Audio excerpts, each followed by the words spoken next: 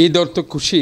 ঈদের এই আনন্দ যাতে সবার কাছে ছড়িয়ে যায়, এটাই হচ্ছে আমাদের দিনের আজকের প্রত্যয়। আমি সবাইকে সর্বস্তরের চট্টগ্রামবাসীকে আমি ঈদ শুভেচ্ছা জানাচ্ছি। চট্টগ্রামবাসী যারা হয়তো চট্টগ্রামে আছে অথবা চট্টগ্রামের বাইরে দেশ বিদেশে আছে, সবাইকে আমি চট্টগ্রাম সিটি কর্পোরেশনের মেয়র হিসাবে নয়, জনতার সেবক হিসাবে আমি সবাইকে ঈদ মোবারক জানাচ্ছি। তো আজকে আমরা বর্তমান প্রেক্ষাপটে যে ঈদটি আমরা আজকে করছি, গত 16টি বছর যে একটি নিষ্পেষণ, নির্যাতন, মানুষ কথা বলতে পারতো না, সরকারের সমালোচনা করতে পারতো না, কোনো কিছু করলেই যে একটা আইসিটি অ্যাক্ট মামলার মাধ্যমে তাদেরকে কারাবরণ করতে হতো কিংবা মিথ্যা মামলার শিকার পরিণত হতো, আজকে এই প্রেক্ষাপটে আমরা বলতে পারি যে 24-এর ছাত্র জনতার যে বিপ্লব, গত 16টি বছরের বাংলাদেশ জাতীয়তাবাদী দলের এবং অন্যান্য রাজনৈতিক দলের নেতা কর্মীরা যেভাবে মিথ্যা মামলা, গুম, গুপ্ত হত্যা, নির্যাতনের শিকার হয়েছে, তারই ধারাবাহিকতায় আজকে আমরা একটি নতুন বাংলাদেশ পেয়েছি।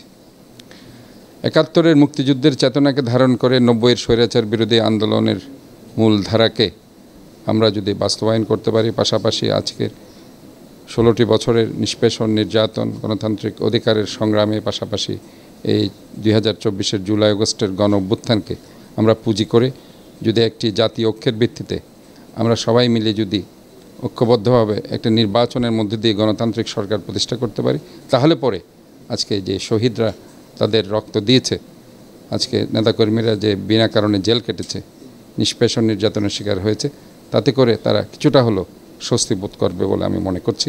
কাজে আজকের এই প্রেক্ষাপটে আমাদের ঈদটা সার্বজনীনভাবে যদি আমাদের করতে চাই, তাহলে আমাদের শহরকে আমাদেরকে একটা নিরাপদ শহরে পরিণত করতে হবে।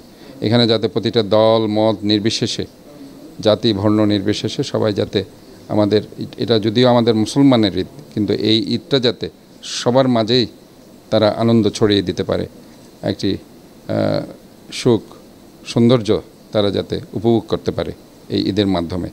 এবং আমরা বারবার বলছি যে একটা ক্লিন, গ্রিন, হেলদি সিটির কথা, এবং পাশাপাশি একটা সেফ সিটির কথা আমরা বলছি, নিরাপদ শহর। কাজে এই নিরাপদ শহর আমরা আশা করছি যে এখানে হানাহানি, মারামারি, হিংসা, বিদ্বেষ ভুলে গিয়ে আমরা সবাইকে ভ্রাতৃত্ববোধের বন্ধনে আবদ্ধ করে একটি সন্ত্রাসমুক্ত নগরীতে আমাদের পরিণত করতে হবে। এটাই আজকের দিনের আমি প্রত্যয় ব্যক্ত করছি। হ্যাঁ, এটা গত বছরে ঈদটা ছিল আন্দোলনের মাঝখানেই, কিন্তু এগুলো হচ্ছিল, তখনও একটি ভোটারবিহীন নির্বাচন হয়েছে। একটি দিনের ভোট, রাতের নির্বাচনের পরে জোর করে যে একটা নির্বাচন 2024 সালে আমরা দেখেছি, ভোটারবিহীন নির্বাচন, এবং সেখানে বিরোধী দলবিহীন নির্বাচন, আমি ডামি তুমির নির্বাচন। এই নির্বাচন পরে গিয়ে মানুষের মধ্যে কোনো ধরনের স্বস্তিবোধ ছিল না গত ঈদে, এবং তারা যেহেতু গণতন্ত্রকে প্রাতিষ্ঠানিক রূপ দিতে পারেনি, তারা তাদের কথাবার্তার মধ্যে, তাদের চলাফেরার মধ্যে, তাদের আচার আচরণের মধ্যে ওই স্বাধীনতা ভাবটুকু ছিল না।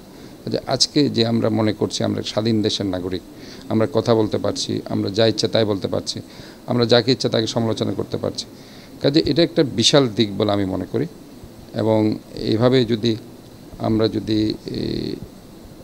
আমাদের আচার আচরণের মাধ্যমে যদি আমরা এইভাবে চলতে পারি, তাহলে আশা করছি জাতীয় ঐক্যের ভিত্তিতে